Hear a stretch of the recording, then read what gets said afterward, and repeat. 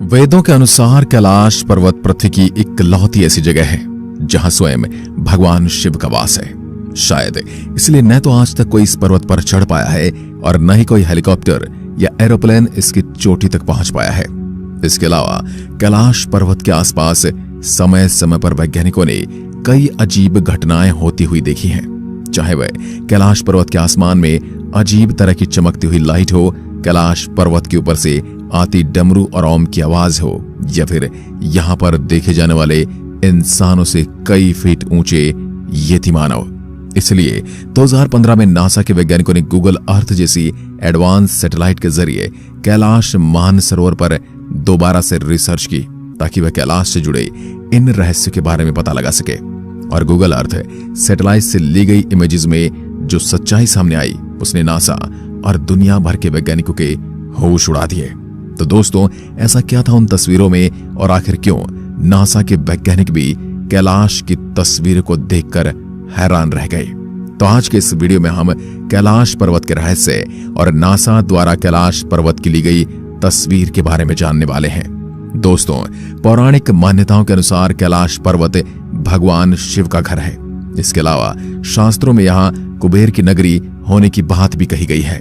कैलाश पर्वत वो जगह है जहां से गंगा नदी निकलती है और यहाँ पर गंगा के अलावा भी ब्रह्मपुत्र, सिंधु, सतलुज व करनाली जैसी नदियों की शुरुआत होती है जो भारत सहित बांग्लादेश, नेपाल, पाकिस्तान से चाइना तक जाती है। आधुनिक रिसर्च ये भी बताती है कि कैलाश पर्वत पृथ्वी के केंद्र की तरह काम करता है, जहां एक और उत्तरी ध्रुव और दूसरी ओर दक्षिण ध्रुव दोनों के बीचों बीच ही कैलाश पर्वत मौजूद है, जहां कैलाश के चारों ओर 100 छोटे छोटे पिरामिड जैसी दिखने वाली आकृतियों के पर्वत मौजूद हैं, जिनके बीचों बीच कैलाश पर्वत खड़ा है, जिसकी चोटी इन सभी में सबसे ऊंची है। 1962 से पहले तक कैलाश पर्वत भारत सरकार और भारतीय सेना के कंट्रोल में था, लेकिन आजादी के बाद कमजोर आर्थिक स्थिति की वजह से चाइना द्वारा 1962 में की गई हमले के कारण भारत चाइना से हार गया और चीन ने भारतीय सीमा में मौजूद कैलाश पर्वत और हिमालय पर्वत की कई श्रृंखलाओं को अपने कब्जे में ले लिया। कैलाश पर्वत के रहस्य उस समय भी काफी ज्यादा प्रचलित थे। इसके अलावा दुनिया भर के कई वैज्ञानिकों द्वारा कैलाश पर्वत पर कई कीमती संसाधन छुपे होने की भी बात कही गई थी।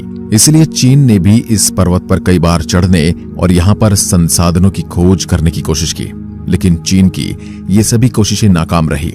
इसके बाद 2001 में चीन ने दोबारा से स्पेन और रूस के कई वरिष्ठ वैज्ञानिकों के साथ कैलाश पर चढ़ने और इसके आसपास के इलाकों में खोज करने की कोशिश की, लेकिन चीन की कैलाश पर चढ़ने की ये कोशिश भी बुरी तरह से नाकामयाब रही। पर यहाँ पर चढ़ाई के दौरान वैज्ञानिकों ने कई अजीब घटनाएं देखी। इसी टीम की एक वरिष्ठ वैज्ञानिक कर्नल RC विल्सन ने बताया कि जब हम कैलाश पर्वत की चोटी पर चढ़ने की कोशिश कर रहे थे, तब जो आसमान पूरी तरह साफ था वह अचानक तेजी से बर्फबारी होने लगी और बर्फ ने कैलाश पर्वत की चोटी तक जाने वाले पूरे रास्ते को बंद कर दिया।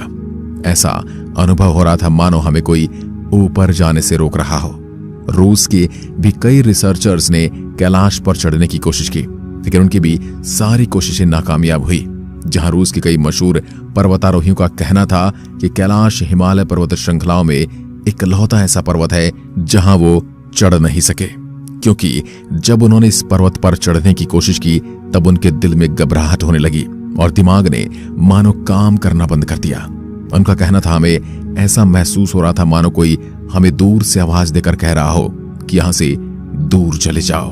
दोस्तों, दुनिया भर के कई वैज्ञानिकों ने समय समय पर कैलाश पर रिसर्च और ज्यादा रिसर्च यही कहती है कि इस पर्वत के चारों ओर एक अजीब तरह की अदृश्य शक्ति है जो हमेशा इंसानों को इस पर्वत से दूर रखने की कोशिश करती है। कैलाश पर्वत और उसके आसपास के वातावरण पर अध्ययन कर चुके रसिया के वैज्ञानिकों ने जब तिब्बत के मंदिरों में धर्म गुरुओं से मुलाकात की तो उन्होंने बताया कि कैलाश पर्वत के चारों ओर एक अदृश्य शक्ति का प्रवाह है और इसी शक्ति के कारण आज भी कैलाश पर्वत पर कोई नहीं चढ़ सकता। इस पर्वत के चारों ओर कई तपस्वी आज भी आध्यात्मिक गुरु और साथ ही टेलीपैथिक संपर्क में हैं और कहा जाता है कि सभी तपस्वी हजारों सालों से कैलाश पर्वत पर जिंदा हैं। इस पर्वत पर चढ़ने की कोशिश में अब तक कई लोग अपनी जान भी गंवा चुके हैं। इसके अलावा समय समय पर इस पर्वत के चारों ओर कई बड़े जीव देखे जाने की भी बात कही गई है। ये जीव देखने में तो इंसानों की तरह है, पर इसका आकार और शरीर की बनावट इंसानों से काफी बड़ी है, जिसे तिब्बत के लोग यति कहते हैं। कई वैज्ञानिक तो ये भी कहते हैं कि जीव इंसानों के पूर्वज हैं, जो कैलाश पर मौजूद किसी कीमती शक्ति की रक्षा कर रहे हैं। इसलिए 2001 के बाद चीन ने कैलाश पर्वत पर चढ़ाई करने के लिए रोक लगा दी है। पर इसके बाद कैलाश से जुड़े रहस्यों के बारे में चर्चाएं और भी तेज हो गई, जिसके बाद 2015 में नासा के वैज्ञानिकों ने भी कैलाश के रहस्यों से पर्दा उठाने के लिए अपने कई सैटेलाइट कैलाश पर्वत की ओर मोड़ दिए।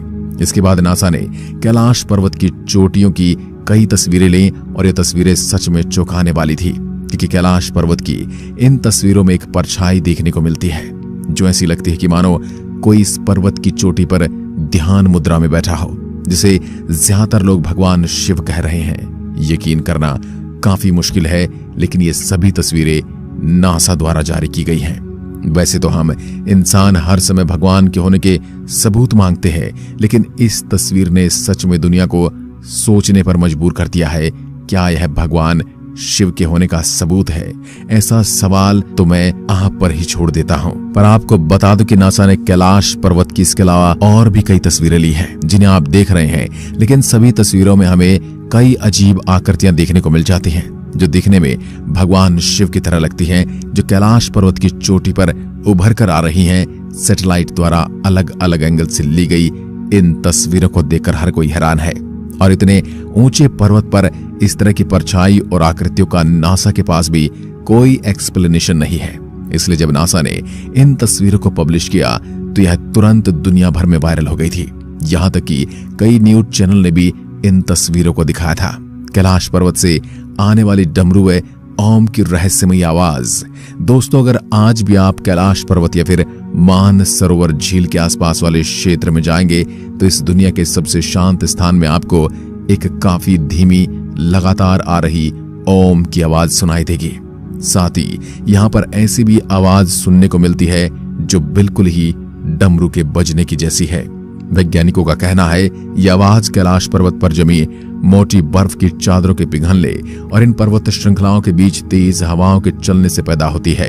पर भगवान शिव के भक्तों का तो यही मानना है कि ओम और डमरू की आवाज स्वयं भगवान शिव की कृपा से आ रही है। इसके अलावा कई बार कैलाश पर्वत पर 7 तरह की अलग अलग आसमान में चमकने वाली लाइट देखी गई है। यह कुछ इस तरह की लाइट जैसे हमें पृथ्वी के दक्षिण और उत्तरी गोलार्ध में देखने को मिलती है, जिसे वैज्ञानिक ऑरोरा कहते हैं। और नासा के वैज्ञानिकों का कैलाश पर्वत पर दिखने वाली इन लाइटों के लिए भी यही कहना है कि इस पर्वत के आसपास चुंबकीय क्षेत्र में काफी बदलाव होने के कारण यहाँ के आसमान में हमें इस तरह की अलग अलग लाइट दिखी है, जो दिखने में काफी चमत्कारी लगती हैं।